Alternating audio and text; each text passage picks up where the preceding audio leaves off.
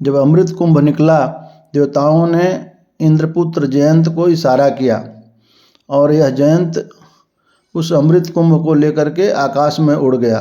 अब शुक्राचार्य ने दैत्यों को कहा कि तुम लोग जो है वह इसको रोको, जयंत को, और अमृत कुंभ जो है वापस लाओ।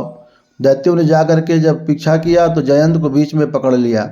जब पकड़ लिया तो उस अमृत कुंभ पर अधिकार जताने के लिए, जमाने के लिए देवताओं और दैत्यों में 12 दिन तक युद्ध हुआ था। ये 12 दिन युद्ध जो हुआ वह देवताओं का जो एक दिन होता है वो हमारे पृथ्वी पर 1 वर्ष के बराबर होता है, अर्थात हमारे पृथ्वी के 12 वर्ष के बराबर जो वह युद्ध होता रहा। और यह इस मार काट के दौरान, मतलब छीना झपटी के दौरान क्या हुआ कि पृथ्वी पर 4 स्थानों पर उस अमृत कलश से अमृत के कुछ बूंदें गिरी। जहाँ पर गिरी उन्हीं स्थानों पर जो है वह कुंभ का आयोजन होता है। वह स्थान है प्रयाग, हरिद्वार, उज्जैन और नासिक। उन्हीं स्थानों पर जहाँ अमृत कुंभ से अमृत छलका था, तो उन्हीं स्थानों पर यह कुंभ का आयोजन होता है। कुंभ का अर्थ होता है घड़ा। कुंभ के बारे में हम अगले वीडियो में विस्तार से बताएंगे कुंभ क्या है।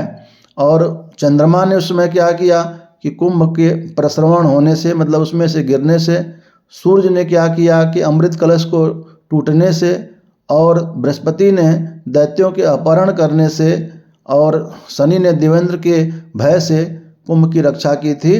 तो चूंकि सूर्य, चंद्रमा और गुरु इन तीनों का महत्वपूर्ण योगदान था उस अमृत कुंभ को बचाने में, इसलिए सूर्य, चंद्र और गुरु के एक विशेष परिस्थिति, एक जो विशेष राशिगत स्थिति के आधार पर ही प्रयाग में, हरिद्वार में, उज्जैन में, नासिक में अलग अलग समय पर कुंभ आयोजित होता है। उसके बारे में हम अगले वीडियो में बताएंगे कि कौन सा कुंभ कहाँ पर कब क्यों लगता है।